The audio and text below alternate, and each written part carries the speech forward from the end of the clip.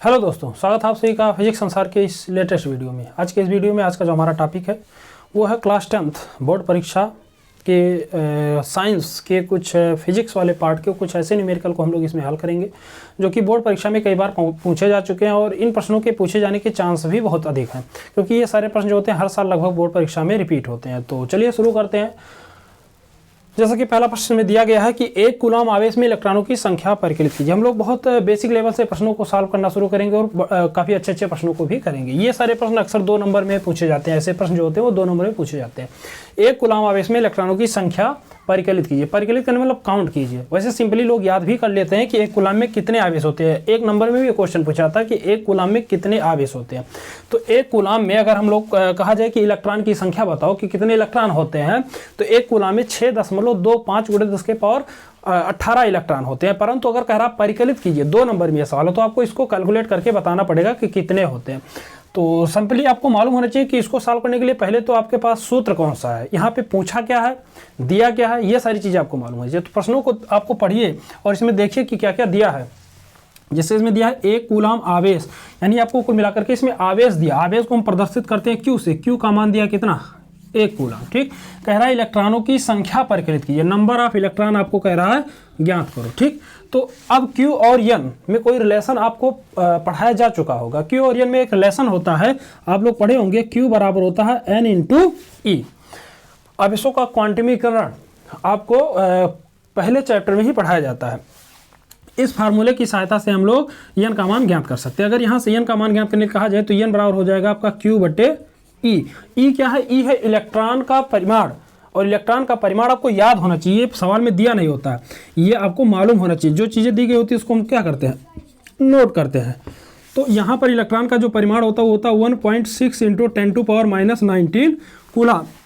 ठीक, तो ये एक इलेक्ट्रॉन का परिमाण इतना होता है। टोटल आपको बताने कि कितने इलेक्ट्रॉन होंगे एक कूलम में। तो यहाँ से हो जाएगा Q का मान कितना, 1, और इलेक्ट्रॉन का परिमाण कितना होता है 1.6 × 10⁻⁻19। 10⁻⁻19 को ऊपर ले चलेंगे तो हो जाएगा N = 1 × 10⁻+19। माइनस वाला ऊपर जाता प्लस हो जाता, बटे आपका बचेगा 1.6। अगर हम क्या करते हैं 1.6 से 1 में भाग करेंगे, अगर हम लोग क्या करें 1.6 से 1 में भाग करेंगे तो आएगा 0.625 और गुणे 10 के पावर हो जाएगा आपका 19। 1.6 से 1 में भाग करेंगे आएगा आपका 0.625 आएगा। ठीक, अभी हम क्या करेंगे, ये मान आप क्या करो, दशमलव को 1 अंक इधर लेकर आओ। तो जब आप दशमलव को 1 अंक उधर ले चलेंगे तो यहाँ से हो जाएगा N = दशमलव 1 अंक उधर जाएगा तो यहाँ पर 1 क्या हो जाएगा, घट जाएगा। घटेगा कैसे, दशमलव 1 अंक उधर ले जाने के लिए आपको क्या करना पड़ेगा, 10 से इसमें गुणा और उसके साथ साथ आपको 10 से भाग। 10 से गुणा और भाग दोनों साथ ही करेंगे, नहीं तो मान इसका क्या हो जाएगा, परिवर्तित हो जाएगा। 10 से गुणा भाग करेंगे तो इससे इसके मान पर कोई प्रभाव नहीं पड़ेगा। तो 10 से जब गुणा होगा तो दशमलव यहाँ पर आ जाएगा तो हो जाएगा 6.25 और ये 10 से ऊपर जाएगा तो यहाँ पर ये क्या हो जाएगा, 1 घट जाएगा क्योंकि 10 के पावर -1 होगा, और ये 19 में से 1 घट जाएगा तो आपका आ जाएगा 10 के पावर 18 इलेक्ट्रॉन। यानी एक कूलम में कुल कितने इलेक्ट्रॉन होते हैं, तो 6.25 × 10 के पावर 18 इलेक्ट्रॉन होते हैं। तो आई होप आपको ये प्रश्न अच्छे से समझ में आया होगा। इसको अगर आप नोट करना चाहते हैं तो नोट कर लीजिए। इसके बाद हम लोग नेक्स्ट, हमारा जो दूसरा प्रश्न है वो ये कह रहा है कि किसी वैद्युत बल्ब के तंतु में 0.5 एम्पीयर की धारा 10 मिनट तक प्रवाहित होती है। परिपथ में प्रवाहित वैद्युत आवेश की गणना कीजिए। ये क्वेश्चन भी बहुत बार बोर्ड एग्जाम में पूछा जा चुका है, और ये क्वेश्चन जो होता है अक्सर 4 नंबर में पूछा जाता है। बहुत सिंपल सा सवाल है। क्या क्या दिया गया पहले हम ये नोट करते हैं। इसमें दिया क्या है, वैद्युत बल्ब के तंतु में 0.5 एम्पियर, 5 एम्पियर जो है, एम्पियर आप जानते हैं धारा का मात्रक होता है। तो जो चीज़ें दी गई होती है उसको हम लोग क्या करते हैं, नोट करते हैं। यहाँ पर क्या दिया है, यहाँ पर दिया आपको धारा, जो कि दिया है कितना, 0.5 एम्पियर। ठीक, कि धारा 10 मिनट तक प्रवाहित होती है। समय दिया है, टाइम दिया है कितना, 10 मिनट। 10 मिनट को अगर आप सेकंड में चेंज करते हैं तो ये हो जाएगा, क्योंकि आपको मिनट में सवाल लगाएंगे तो गलत हो जाएगा, क्योंकि इसका जो मूल मात्रक होता है वो सेकंड होता है। तो यहाँ पे इसको चेंज करना पड़ेगा। तो ये हो जाएगा 10 × 60, तो ये हो जाएगा आपका 600 सेकंड। नहीं, 10 मिनट में कुल कितने सेकंड होते हैं, 600 सेकंड होते हैं। ठीक, प्रवाहित की जाती है। तो परिपथ में प्रवाहित वैद्युत आवेश की गणना कीजिए, यानी कह रहा है Q का मान आप कैलकुलेट करो। तो अब आपको ये मालूम होना चाहिए कि I, T और Q में रिलेशन क्या है, क्योंकि आपको Q ज्ञात करना और T और I दिया है, तो आपको इन तीनों में कोई रिलेशन का एक सूत्र मालूम होना चाहिए, जिसको आपको जो कि आपको मालूम है, वैद्युत धारा का सूत्र आप पढ़े ऑलरेडी कि I बराबर होता है Q/T। प्रति एकांक समय में प्रवाहित आवेश की जो संख्या होती है वही क्या होती है, वैद्युत धारा होती है। तो यहाँ से Q निकालना है, तो Q बराबर हो जाएगा आपका I × टी। आई का मान आपको यहाँ पर दिया गया है तो यहाँ से हो जाएगा ये 0.5 और टी का मान दिया आपका 600 तो ये हो जाएगा 600, गुणा कर लीजिए तो क्यू बराबर हो जाएगा 6 पंचे 300, ये हो जाएगा आपका 3000। ठीक, ये आपका क्या हो गया 3000। दशमलव आपका देखिए एक अंक के बाद है तो दशमलव आप एक अंक के बाद यहाँ पर लगा देंगे तो ये हो जाएगा 3000, दशमलव आप एक अंक के बाद लगाएंगे तो क्यू बराबर कुल कितना हो जाएगा, ये क्यू बराबर हो जाएगा 300 कूलम। तो आई होप आपको ये सवाल भी अच्छे से समझ में आ गया होगा कि कुल कितने आवेश इसमें प्रवाहित हो रहे हैं। तो कुल 300 कूलम आवेश जो है इसमें प्रवाहित हो रहे हैं। तो इसको भी आप नोट करना चाहें तो इसका भी आप स्क्रीनशॉट लीजिए और इसको अगला सवाल जो है बहुत ही ज़्यादा महत्वपूर्ण सवाल है और बहुत ही अच्छा सवाल है। कह रहा है कि दिए गए परिपथ में 1.5 एम्पियर की धारा प्रवाहित हो रही है। जैसा कि आपको एक सर्किट दिख रहा है, इसमें 1.5 एम्पियर की धारा जो है प्रवाहित हो रही है। कह रहा है निम्न को ज्ञात कीजिए। क्या क्या ज्ञात करना, पहले तो कह रहा है आर का मान, जैसा कि फिगर में आपको दिया है आर का मान बताना है, और दूसरा कह रहा है ए और बी के बीच विभवांतर, यानी ए और बीच बी, ये जो दोनों बिंदु हैं इन दोनों के बीच का टोटल विभवांतर कितना। तो चलिए इसको परिकलित कर लें। सबसे पहले हम लोग क्या करेंगे, आर का मान ज्ञात करते हैं। आर आपका है कहां पर, यहां पर है। ठीक, आर का मान आपको कैसे ज्ञात करना, पहला सवाल। ठीक, तो आर का मान ज्ञात करने के लिए आपको ओम का नियम पढ़ाया गया। एक चीज और ध्यान में देना है कि यहाँ पर परिपथ में कुल कितनी धारा प्रवाहित हो रही है, 1.5 एम्पियर की, यानी यहाँ पर आई का मान दिया है कितना 1.5 एम्पियर। और एक चीज आपको ध्यान होना चाहिए कि श्रेणी क्रम में सभी प्रतिरोधों में धारा का मान क्या होता है, समान होता है। तो यहाँ पर जितनी धारा, यहाँ पर जितनी धारा, यहाँ पर जितनी धारा, सभी धाराएं क्या है, एक समान है।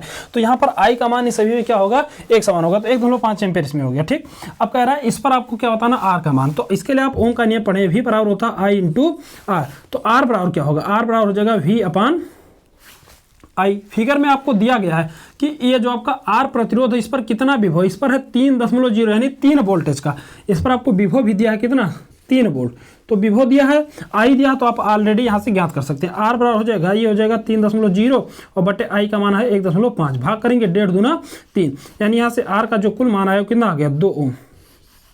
आर का कुल मान कितना आ गया, 2 ओम। ठीक, तो ये आपका पहला सवाल हो गया कि आर का मान कितना है, तो 2 ओम। कैसे आया, ओम के नियम के अनुसार आया। ठीक, इसके बाद नेक्स्ट क्वेश्चन कह रहा है कि ए और बी के बीच विभवांतर, यानी आपका ये बिंदु ए है, ये आपका बिंदु बी है, इन दोनों के बीच टोटल विभवांतर कितना। तो विभवांतर ज्ञात करने का सिंपल सा नियम है, वी बराबर होता है आई इंटू आर। आई तो आपको मालूम है कि इस पूरे परिपथ में कितनी धारा है, कितनी धारा है, तो वो आपका है 1.5 एम्पियर की धारा इस पूरे परिपथ में प्रवाहित हो रही है। लेकिन इस पूरे परिपथ का प्रतिरोध भी आपको मालूम होना चाहिए। इसमें से किसी एक प्रतिरोध को आपको नहीं लेना, इस संपूर्ण परिपथ ए और बी के बीच का जो तुल्य प्रतिरोध है वो कितना है। तो हम पहले निकालेंगे ए बी के बीच का तुल्य प्रतिरोध का तुल्य प्रतिरोध कैसे निकालेंगे, आपको ये देखना है कि ये तीनों किस क्रम में है। तो 3 ओम, आर और 4 ओम ये किस क्रम में जुड़े, ये अगर आप देखो फिगर में तो ये आपके सीरीज में है, और सीरीज में अगर आपको जुड़े हैं तो ये आर का मान हमने निकाल लिया कितना है, 2 ओम। तो यहाँ से जो तुल्य प्रतिरोध आएगा वो हो जाएगा 3 + 4 3 + 2 और +4, तो 3 2 5 और +4 क्या हो जाएगा, 9 ओम। तो यहाँ पर ए बी के बीच का तुल्य प्रतिरोध कितना हो गया, 9 ओम। ठीक, अब यहाँ से विभव निकाल लीजिए। तो भी बराबर होता है आई इंटू आर। आई का मान आपको दिया 1.5 और गुणे 9, तो भी बराबर हो जाएगा 9 × 5 = 45 और 9 × 9 और 4 13, यानी 13.5 वोल्ट जो है इन दोनों बिंदुओं के बीच का विभवांतर हो जाएगा। तो आई होप आपको ये सवाल भी अच्छे से समझ में आया होगा। तो इस सवाल को अगर आप सॉल्व करना चाहते हैं, स्क्रीनशॉट लेना चाहते हैं तो स्क्रीनशॉट ले लीजिए। जो हमारा अगला सवाल है वो यह है कि दर्शाइए कि आप 6 ओम प्रतिरोध के 3 प्रतिरोधकों को किस प्रकार संयोजित करेंगे कि प्राप्त संयोजन का प्रतिरोध 9 ओम और 4 ओम हो। यानी आपको कुल मिलाकर के 3 प्रतिरोध दिए गए हैं और तीनों का मान जो है वो दिया है 6 ओम, यानी R1, R2 और R3 तीनों के तीनों जो है 6 ओम के हैं। ठीक, अब इन्हीं तीनों को आपको इस प्रकार से जोड़ना है कि पहला रिजल्ट जो आ जाए वो 6 ओम आ जाए, और दूसरा उन्हीं तीनों को इस प्रकार से जोड़िए कि उसका रिजल्ट क्या आ जाए, 4 ओम आ जाए।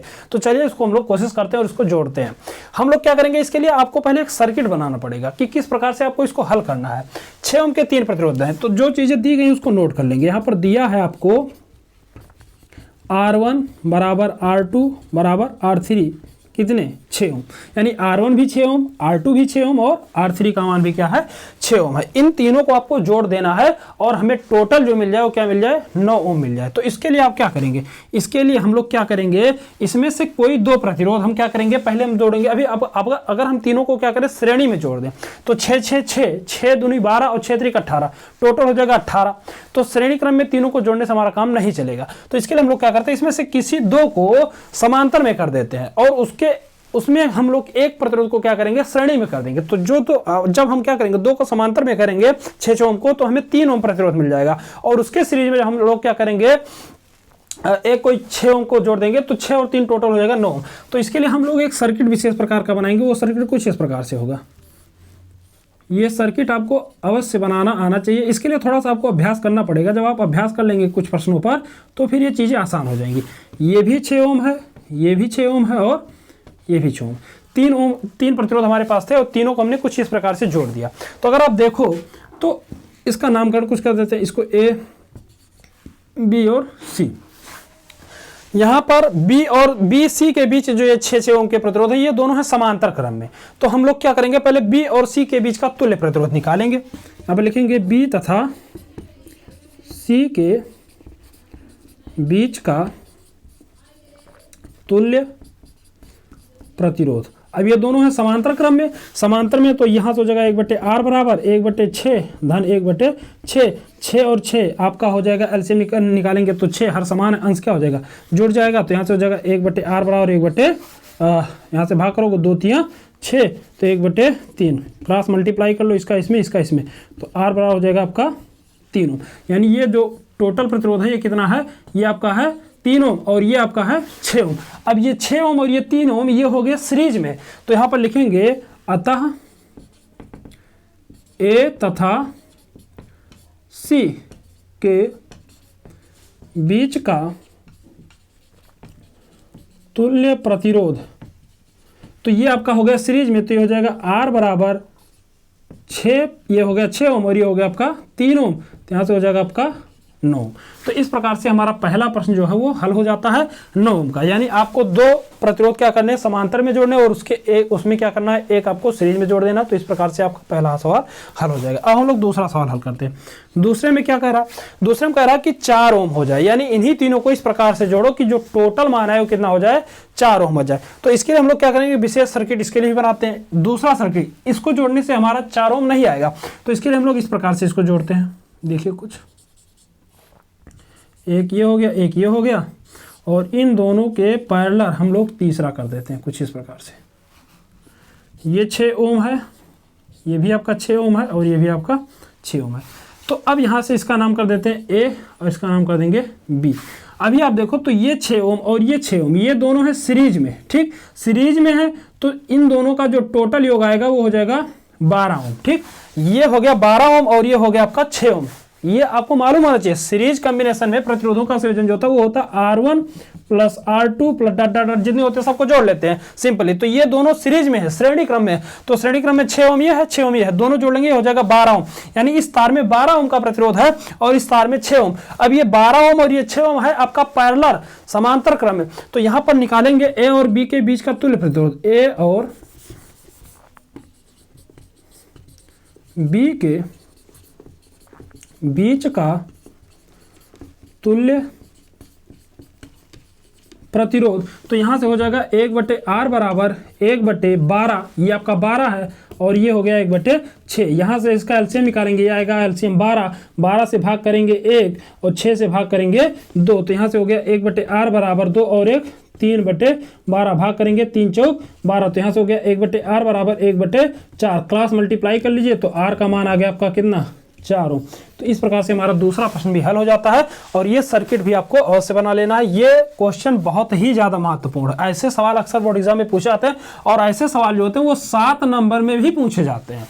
तो अगर आपको ये सवाल अच्छे समझ में आया हो तो चैनल को सब्सक्राइब करो, वीडियो को लाइक करो, अपने दोस्तों में भी शेयर करो, और मिलते हैं अगले वीडियो में कुछ और महत्वपूर्ण प्रश्नों के साथ। उसमें हम लोग प्रकाशिकी के भी प्रश्न को पढ़ेंगे।